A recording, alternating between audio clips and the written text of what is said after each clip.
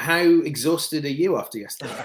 I slept like 3 hours, 4 hours last night. It's crazy day, really. Everything at the same moment. N'Golo Kante, Jude Bellingham, Leo Messi. So crazy day.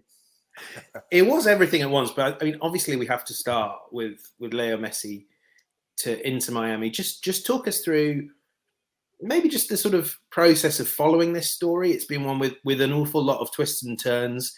I know that in December we've heard some stories. In April, PSG maybe exited the race.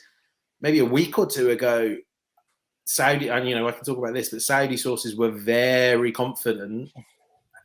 Talk me through kind of how this story developed for you over the last 48, 72 hours. Yeah, and beyond. It's been crazy because, as you mentioned, it was in December when, right before the Champions League, the World Cup final, Leo Messi met with Paris Saint-Germain, and they had kind of verbal agreement to continue together. It was like, okay, let's meet in January, in February, and sign a new deal. So everything was ready. Then everything changed after the Bayern clash in the Champions League for Paris Saint-Germain. Then in April, Jorge Messi communicated to PSG that he was ready to consider different proposals and to leave Paris Saint-Germain.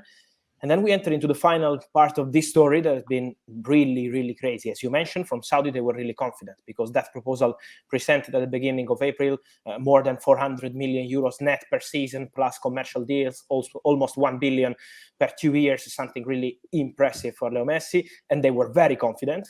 So they were preparing everything for Leo Messi arrival this week in Saudi. The Jets were on the runway in Paris and Barcelona, ready to take them. Yeah, so they were very ready. And Barcelona, they really tried. They tried till the last minute because they were trying to be creative. But Leo Messi, as he mentioned yesterday in the interview with the Spanish press, he didn't have any intention to make again what happened 2 years ago, to arrive in August with no guarantees to be signed or registered with La Liga, with the financial fair play issues. And so what happened is that I think Inter Miami have been perfect in their strategy. The most quiet club in this story. Very serious, very quiet, working behind the scenes, always telling Leo, don't worry, if it's not going to be this summer, it can be next summer, we wait for you. So they presented this very serious project. They didn't push too much on the press.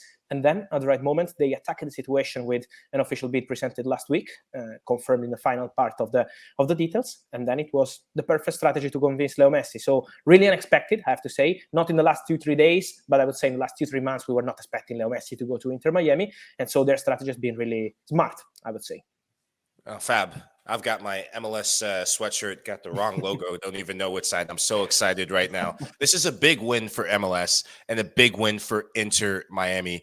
For those of our viewers who are just catching up to speed with just the announcement, what are some key cogs in the deal? Because this is a landmark move, something Major League Soccer has not seen since David Beckham. Yeah, and this includes a lot of stories. We will enter into it in the next weeks because it will become more clear, but it's about marketing deals around Leo Messi. And of course, he will be part of the future project of the club. This is not just a deal to play football. This is also to plan for the future of the club together, of course, with the owners, with the board. I think now Leo Messi is already trying to bring some players who are their big friends, like Sergio Busquets. Angel Di Maria has been contacted to in the last 24 hours. So they're trying to tempt some players to join Inter Miami and to plan for the future of the club in terms of how rebuilding this club and how changing the history of MLS, because this deal, as you mentioned, is going to change the whole movement history and not just Inter Miami. And let me mention one thing about the contract. The contract is going to be a 3-year deal for Leo Messi. Every single year, he will have the possibility with an exit clause to leave the club in case he wants, in case he changes his mind. But the reality is that it's a 3-year deal. So we will enter into more details in the next few days as they've already signed the contract, but they are working on the commercial side of the story. But I agree with you, this is historical.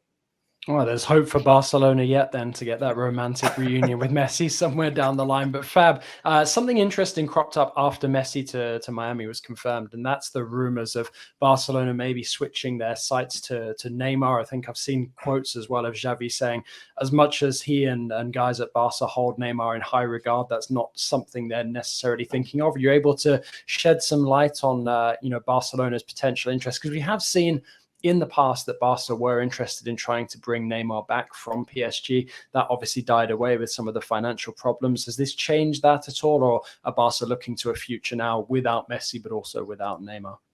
No, I think we had this rumor because a few days ago we had some pictures of Juan Laporta, Barcelona president, together with Pini Zahavi, the agent of Neymar. They share a fantastic relationship since a long time. So this is why I think we have this kind of stories. But the reality at the moment is what Xavi said today. So they are not working to bring Neymar back. Barcelona have different ideas, different targets. Also, for Xavi, it's important to clarify what's going to happen with some of the wingers they already have at the club, because they want to bring in a new winger. Of course, the plan was to bring Leo Messi, not a proper winger now, but they wanted that kind of player. Now they have to clarify what happens with Ferran Torres, what happens with Ansu Fati, because I think one of these two players will leave the club in the summer, and Xavi will communicate directly to both of them to clarify the situation. I think Ansu Fati has more chances to leave Barcelona. This is what they're trying to do.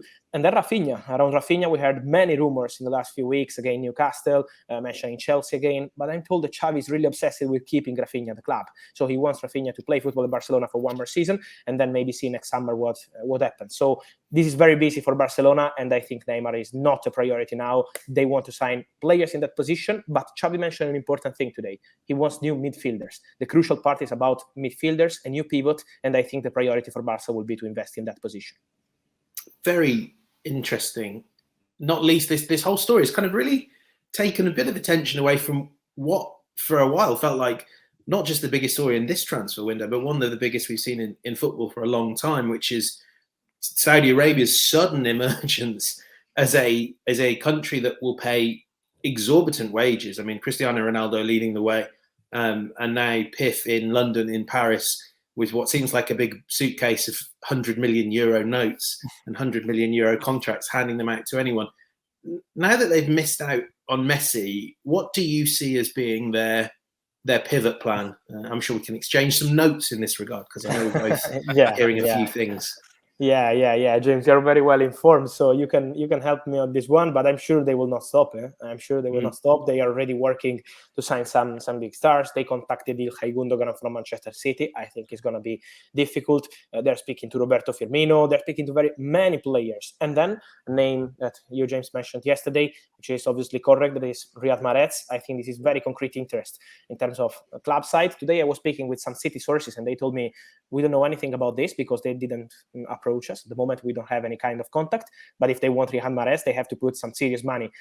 For us, it's not just about signing the player for free. So this is not always easy process. But I feel that Saudi will insist in the next weeks for many important players. It's not over at all. Yes, I mean, the Mahrez stuff is very interesting. I actually had an update on this about while we were on air, that these talks have really gone on quite a lot with Mahrez's representatives and the president of Al Ahly, and there's optimism from the Al Ahly side that they can get this deal done. As you say, Fab, you know, Mahrez and City are in Champions League final mode. Yeah. So whilst there's optimism, it's really going to take a little while for it to become clear whether Mahrez wants to make that move. And we know, as you know, we know in the football industry that whether people want to make that move can just depend on whether they come out on Sunday morning, Saturday night in Istanbul with a winner's medal on them or not, whether they feel like they're done at Man City or not.